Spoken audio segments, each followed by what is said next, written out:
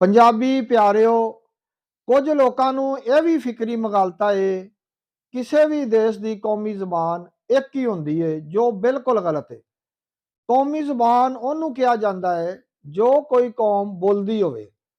ਪਾਕਿਸਤਾਨ ਵਿੱਚ ਚਾਰ ਕੌਮਾਂ ਵਸਦੀਆਂ ਨੇ: ਪੰਜਾਬੀ, ਸਿੰਧੀ, ਪਠਾਨ ਤੇ ਬਲੋਚ।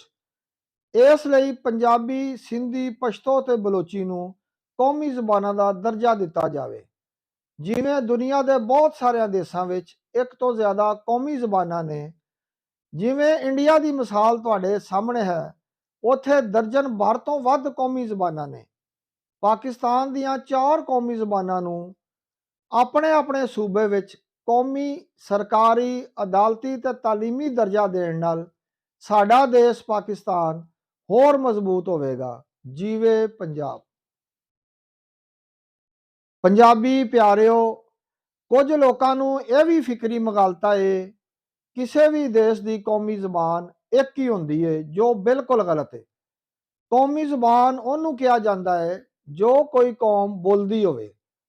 ਪਾਕਿਸਤਾਨ ਵਿੱਚ ਚਾਰ ਕੌਮਾਂ ਵਸਦੀਆਂ ਨੇ: ਪੰਜਾਬੀ, ਸਿੰਧੀ, ਪਠਾਨ ਤੇ ਬਲੋਚ।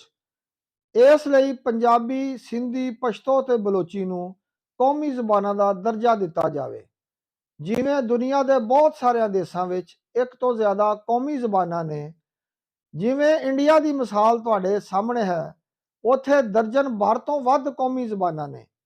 ਪਾਕਿਸਤਾਨ ਦੀਆਂ ਚਾਰ ਕੌਮੀ ਜ਼ਬਾਨਾਂ ਨੂੰ ਆਪਣੇ ਆਪਣੇ ਸੂਬੇ ਵਿੱਚ ਕੌਮੀ, ਸਰਕਾਰੀ, ਅਦਾਲਤੀ ਤੇ ਤਾਲੀਮੀ ਦਰਜਾ ਦੇਣ ਨਾਲ ਸਾਡਾ ਦੇਸ਼ ਪਾਕਿਸਤਾਨ ਹੋਰ ਮਜ਼ਬੂਤ ਹੋਵੇਗਾ। ਜੀਵੇ ਪੰਜਾਬ।